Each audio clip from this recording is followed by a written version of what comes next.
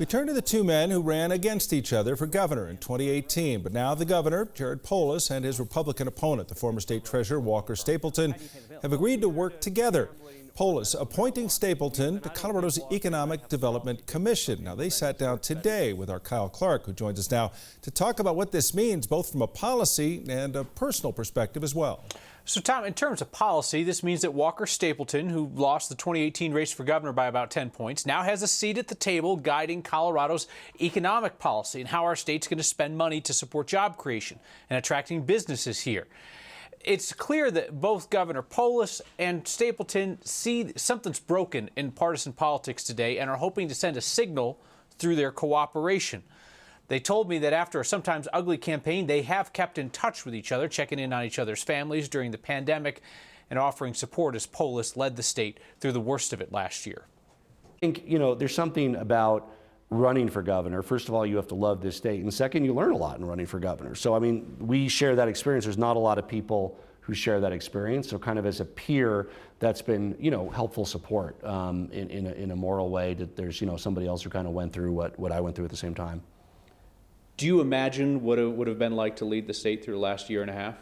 I know how tough it would have been, and I have great respect for the governor's tenacity in managing the state in some very difficult times, and the times have been extraordinarily difficult, I think, for Colorado and for our country. And he's right; we do share a unbridled love for the state of Colorado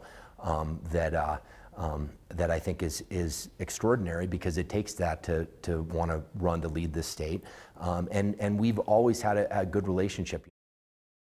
I'm not saying that Walker Stapleton did not want to be governor, but today I did sense repeatedly some real relief on his part that he has not had to deal with the cascade of crises that Governor Polis has faced in office, from the pandemic to shootings to wildfires.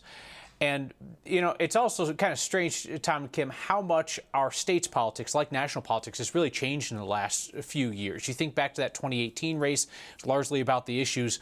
Stapleton has not bought into the election lies and the vaccine misinformation and the excuses for political violence that a lot of prominent Republicans have espoused. And it's pretty clear also that both these guys believe in the potential for government policy, Tom, to solve problems. Yeah, it's interesting because you think of the polarizing race and the personal part of it. To see them working together hopefully stands for something with all of us. I know you'll have a chance to share much more of that coming up on Next at 6. Yeah, that's our plan. We're going to share more of it at 6 o'clock. And honestly, when you look at this from a political perspective, okay, we talked about policy, we talked about personal, now talk about political.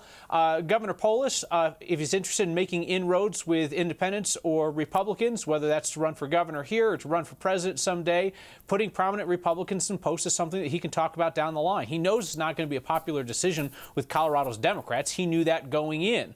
But he says that Walker Stapleton was the best guy for the job. He's got a business background, so that's who we picked.